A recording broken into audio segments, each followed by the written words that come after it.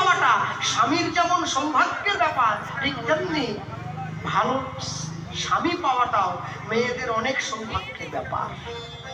এর জন্যে ভগবানকে অনেক নয়নের জল দিতে হয়। আমি তোকে কথা দিলাম এই ছেলের সঙ্গে মেয়ের বিয়ে দেবো। আচ্ছা, ছেলের নামটা বল। নামটা বলবো? মহাপণ্ডিত, মহাজ্ঞানী, মহাবৈষ্ণব। মহা করতে হবে, নামটা বলো, নামটা বলো। নাম, ছেলের নাম হলো পরম দয়াল শ্রীপাদ নিত্যানন্দ। যেই হৃদয়চাঁদের নামটা বলেছে, সূর্যদাস পণ্ডিত উঠে দাঁড়িয়ে উদ্ধারণ দত্তের হাতটা ধরে নিয়েছে। কোথায়? ছেলে কি সঙ্গে এসেছে? ছেলে, হ্যাঁ এনেছি। কোথায়? বাইরে দাঁড়িয়ে আছে।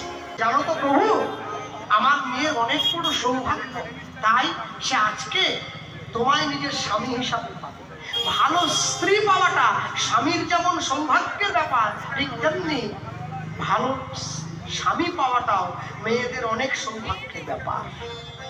এর জন্যে ভগবানকে অনেক নয়নের জল দিতে হয়, ভগবানের কাছে অনেক নিবেদন করতে হয় যে আমি যেন আমার মনের মতো স্বামী পেতে পারি।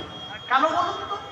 সব সময়ের জন্য মনে রাখবেন, আপনারা যারা বসে আছেন, আপনারা চাইলেই আপনাদের বাড়ির ছেলে মেয়েদেরকে ডাক্তার, ইঞ্জিনিয়ার, উকিল, ব্যারিস্টার তৈরি করতে পারবেন, কিন্তু চাইলেই ভক্ত তৈরি করতে পারবেন না। ভক্ত হওয়া বড় শক্ত। পণ্ডিত রয়েছে বসে, গাছের ফল গাছে রয়েছে, বৃন্দ পড়েছে খসে। হ্যাঁ, চাইলেই ভক্ত করা যায় না। ভক্ত করতে গেলে তার জন্য অনেক পরিশ্রম করতে হয়।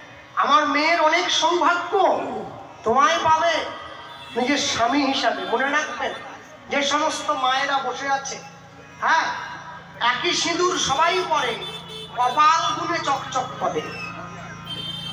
সিঁদুর কিন্তু একই, যেটা আপনি পরেছেন সেটা পাশের বাড়ির মাও পরেছে, কিন্তু প্রত্যেকের কপাল কিন্তু এক নয়।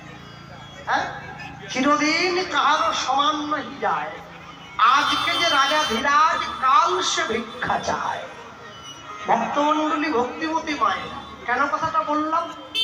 সবসময় মনে রাখবেন, জুতো যদি সোনারও হয় ওটা পায়েই পরা হয়, ওটা যদি 1 কোটি টাকা দাম হয় ওটা পায়ে পড়তে হয়। সিঁদুর যদি 1 টাকা হয় ওটা কপালেই পড়তে হয়।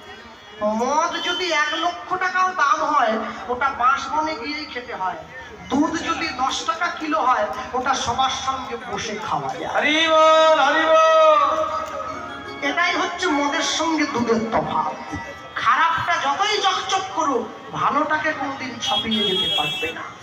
ভালোটা ভালোই থাকে, খারাপটা সারা জীবন খারাপই থাকবে। কেন? শাল গাছে আর সেগুন গাছে দেখো ভাই কিছু প্রভেদ আছে। একই মাটিতে জন্ম বটে, কর্ম কিন্তু দুরকম। আরে একই তো ব্যাপার, ব্যাপারটা একই। তাহলে আমি নিজের ভাগ্য গুণে নয়, নিজের কর্ম গুণে আমি অর্জন করেছি। যে ভালো কর্ম করেছে সে ভালো ফল পাবে, যে খারাপ কর্ম করেছে সে খারাপ ফল পাবে।